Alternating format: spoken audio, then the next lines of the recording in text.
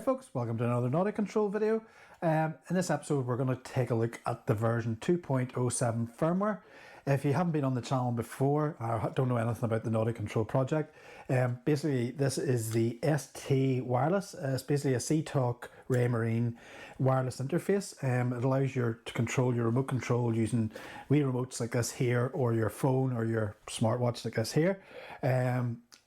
And there's a web interface, Bluetooth interface, so and it's completely open source. You can go and get the designs on there, or you can support me and buy one from my web shop. Yes, in this episode we're just going to cover the new features. So there's some of the new features is obviously the bug fixes. We always have bug fixes. Course over ground wasn't displaying correctly, and there's a few other things, minor ones. The web front took a big rework, so it was one that was always niggly with me. The setup screen was a bit iffy and all the rest, so I've just completely redone that. The web interface has commands and stuff, so you can control your autopilot. It also has got a data display, so it's got gauges, and it has a setup screen. We'll do a screen share here shortly, because there's some new features on there.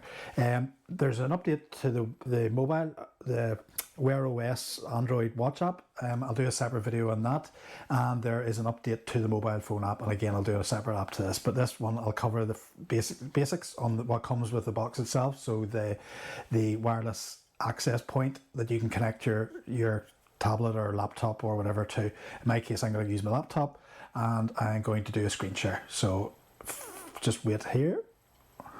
So you'll notice here we have a slightly new interface, slightly different colors. It's a bit more responsive, so it actually works better on things you'll see there. So whenever I change the buttons, if I go to setup, which is where most of the work was spent, so again we've tidied up the layouts with all these nicely separated.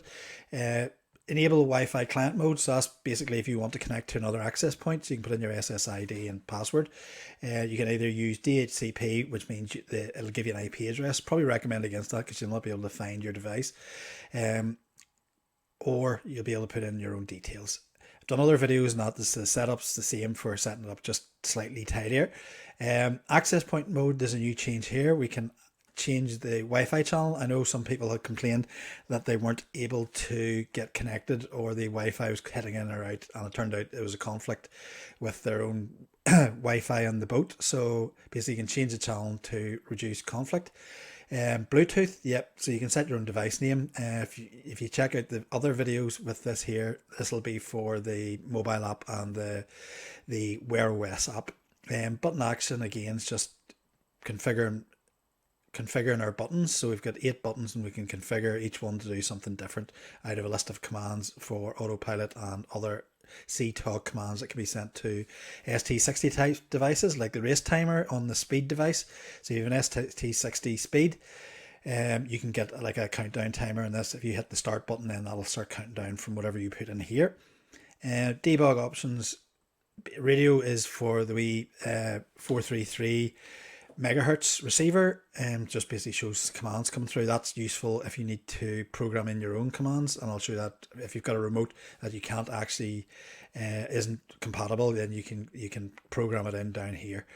NEMA debugging, so that's basically for web, if you're connecting to like Signal K or OpenCPN and things like that there, so you can actually see the NEMA been sent out and in. Bluetooth, if you've got mobile on, that shows it connecting, and error debugging is just general error handling. We'll show the debug screen shortly. That's changed. The other thing we've added is the ability to turn stuff on and off. So with the advent of Bluetooth and being able to connect with the mobile app, we've enabled, so we can do the setup on the mobile app, so we don't really need the web server if you've got the mobile app. So that basically reduces some of the load on the device. Similarly, if you're not using NEMA TCP IP, you can turn that off as well. That can be used for security as well, so you can turn off the stuff that you're not actually using. And finally, we have the remote control config. So basically, if you've got another control, and I've got another video on this, you can actually program in the buttons to whatever the code corresponds, and you can find that out by pressing buttons on your remote and looking at the debug screen, and then copying in that code in here, which will then allow the one, and that then replicates up here. So that'll do whatever you have programmed in as button 1 action. So, and then if we hit the save settings, So there we go. And then if we go to display, we have tidied up the data display, just a bit tarted up, same gauges, just some added information here with your port and starboard and close hold, and we've got a heading, course over ground and things like this here.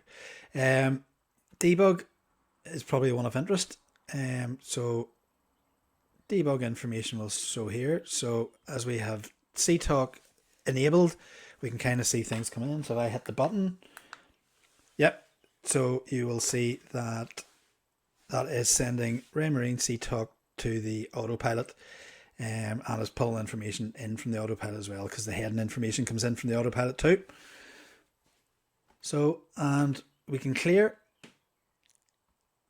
and we have the option to save. The save's one for use because you can send me this text file directly. So if you send it to admin@Nauti-Control, nauti-control.com, then I'll be able to review that and see if there's any problems. But that's a good new feature. So that's an overview of 2.07, and a quick overview of the Nauti-Control ST Wireless.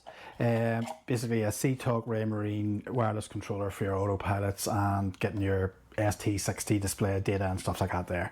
If you haven't already got one, head over to the website.